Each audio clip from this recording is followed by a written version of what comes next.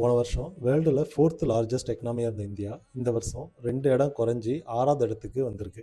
இதை பற்றி எந்த ஒரு நியூஸ் சேனலும் பெருசாக நியூஸ் போடல. யாரும் நிதியமைச்சரையோ இல்லை பிரதமர் மோடியோ எந்த ஒரு கேள்வியும் கேட்கல.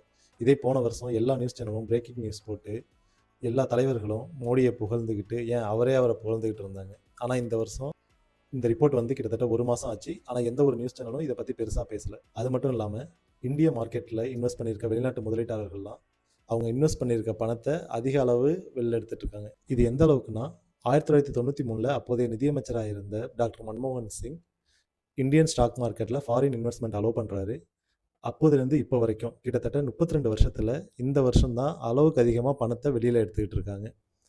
இது ஈரான் வார்னால இந்த மாதிரி வெளியில் எடுக்கிறாங்கன்னு நீங்கள் நினைக்கலாம். ஆனால் இது மற்ற ஏஷியா பசிபிக் கண்ட்ரீஸில் இந்த முதலீடுகள் வந்து அதிகரிச்சுட்டு தான் போகுது. இந்தியாவில் மட்டும்தான் குறைஞ்சிக்கிட்டே போகுது.